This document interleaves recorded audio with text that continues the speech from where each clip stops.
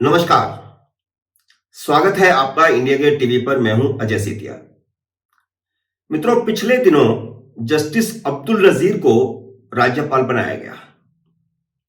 वह जनवरी में रिटायर हुए थे और फरवरी में उन्हें राज्यपाल बना दिया गया। उनको राज्यपाल बनाने का काफी विरोध हुआ है। विरोध उन सभी राजनीतिक दलों ने किया है जो मोदी की इस बात से आलोचना करते आए हैं कि उनकी कैबिनेट में एक भी मुस्लिम मंत्री नहीं है। मोदी ने जब आरिफ मोहम्मद खान को केरल का राज्यपाल बनाया था, तब भी इन लोगों ने विरोध किया था, लेकिन तब विरोध का कारण कुछ और था। अब जब जस्टिस अब्दुल नजीर को आंध्र प्रदेश का राज्यपाल बनाया गया है, तो उनका भी विरोध हो रहा है।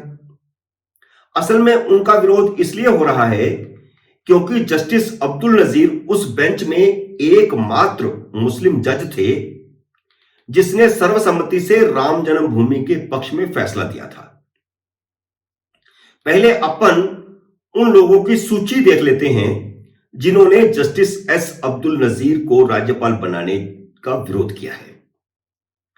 सपा नेता अमीक जमी, ऑल इंडिया मुस्लिम मजलिस के असदुद्दीन अवैसी और सईद असीम वकारबी, पीडीपी की महबूबा मुफ्ती, टीएमसी के नेता मजीद मेमन और कांग्रेस के नेता रशीद अलवी,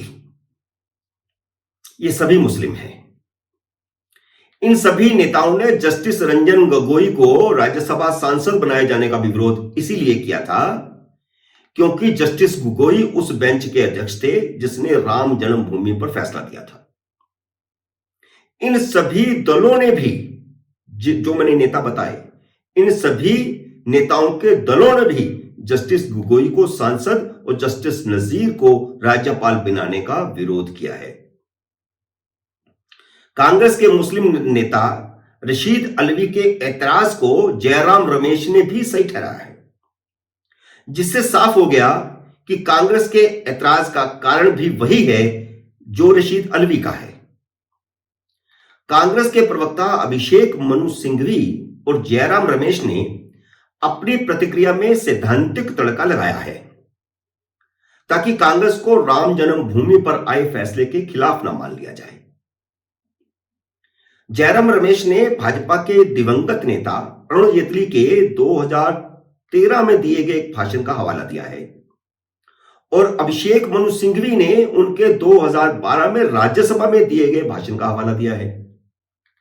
इन दोनों भाषणों में अरुण जेटली ने न्यायपालिका की स्वतंत्रता और गरिमा के लिए जजों के रिटायर होने के बाद 2 साल का कूलिंग पीरियड होने की वकालत की थी।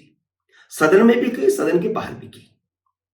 लेकिन अब अरुण जेटली के तर्क को विरोध का आधार बनाने वाले जयराम रमेश और अभिषेक मनु सिंघवी को शायद याद नहीं है कि 2012 में जब उन्होंने राज्यसभा में कहा था और 2013 में जब उन्होंने बाहर कहा था, तब केंद्र में किसकी सरकार थी?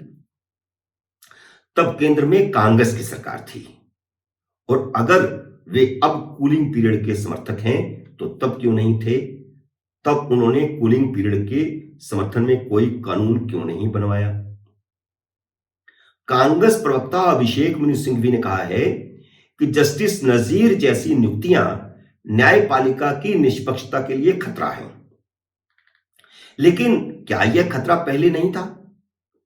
जब 1952 में सुप्रीम कोर्ट के जस्टिस फजल अली को रिटायर होने के तुरंत बाद उड़ीसा का राज्यपाल बनाया गया था। 1958 में तो विधि आयोग ने जजों के रिटायर होने के बाद सरकारी पद लेने पर रोक की सिफारिश की थी, लेकिन कांग्रेस सरकार ने उस सिफारिश को कूड़ेदान में फेंक दिया। 1958 में विधि आयोग की सिफारिश को भी नहीं माना था। यह भी एक तरह से कूलिंग पीरियड से भी बड़ी बात थी। ये तो न्यायपालिका के दुरुपयोग का सबसे बड़ा उदाहरण जस्टिस बहारुल इस्लाम है, जो 1962 से लेकर के 1972 तक 10 साल तक कांग्रेस के राज्यसभा सांसद थे।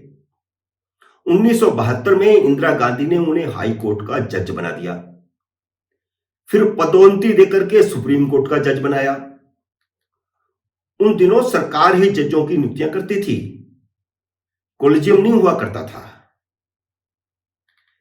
जस्टिस बहरुल इस्लाम जैसे ही जनवरी 1983 में सुप्रीम कोर्ट के जज पद से रिटायर हुए, इंदिरा गांधी ने 6 महीने के भीतर ही जून में उन्हें फिर से कांग्रेस का राज्यसभा सांसद बना दिया। न्यायपालिका के दुरुपयोग का ऐसा उदाहरण तो दुनिया के किसी भी देश में नहीं मिलेगा। इसलिए पत्थर मारने का हक उसे है जिसने कोई पाप ना किया हो। न्यायपालिका और जजों के दुरुपयोग का दूसरा बड़ा उदाहरण रंगनाथ मिश्रा का है। रंगनाथ मिश्रा को राज्यसभा भेजा गया था, वह चीफ जस्टिस थे। कांग्रेस ने 1998 में सुप्रीम कोर्ट के पूर्व चीफ जस्टिस रंगनाथ मिश्रा को राज्यसभा का सदस्य बनाया था। यह रंगनाथ मिश्रा वही जज थे जिन्होंने दिल्ली के सिख विरोधी दंगों में कांग्रेस को क्लीन चिट दी थी। 1998 में कांग्रेस पार्टी ने उन्हें राज्यसभा का सदस्य बना दिया। पर अहम सवाल यह है कि क्या चीफ जस्टिस रंजन गोगोई को राज्यसभा सांसद बनाने और जस्टिस नजीर को राज्यपाल बनाने का विरोध सैद्धांतिक है या उनके राम जन्मभूमि फैसले के कारण है? कांग्रेस, तृणमूल कांग्रेस, समाजवादी पार्टी और कम्युनिस्ट पार्टियों ने अयोध्या पर आए फैसले का स्वागत नहीं किया था। पीडीपी और नेशनल कॉन्फ्रेंस ने भी नहीं किया था, बल्कि मीन मेख निकाला था। इन सभी पार्टियों ने जस्टिस नजीर को राज्यपाल बनाए जाने का विरोध करने के लिए अपने मुस्लिम नेताओं को ही आगे किया है। रंजन गोगोई की नियुक्ति के समय भी उनके राम जन्मभूमि फैसले को मुद्दा बनाते रहे थे ये लोग। कम्युनिस्ट पार्टी ऑफ इंडिया के नेता और राज्यसभा सांसद ए रहीम ने तो अपने ट्विटर हैंडल पर बिना लाग लपेट लिख ही दिया है कि वह अयोध्या मामले में फैसला देने वाली पीठ के सदस्य थे, इसलिए उन्हें राज्यपाल नहीं बनाया जाना चाहिए। तो स्पष्ट है कि किसी रिटायर्ड जज को राज्यसभा सदस्य या गवर्नर बनाए जाने का विरोध सैद्धांतिक नहीं है, बल्कि हिंदुओं के आराध्य देव भगवान राम और राम जन्मभूमि पर आए फैसले का विरोध है। मित्रों, उम्मीद है मेरा यह विश्लेषण आपको पसंद आया होगा। इसे लाइक करिए, शेयर कीजिए और अगर आपने मेरे YouTube चैनल को अब तक सब्सक्राइब नहीं किया तो कृपया सब्सक्राइब कीजिए और घंटी का बटन भी दबाइए ताकि जैसे ही मेरा नया वीडियो आए आपको सूचना आए। मेरे नए वीडियो का करिए इंतजार। तब तक नमस्कार।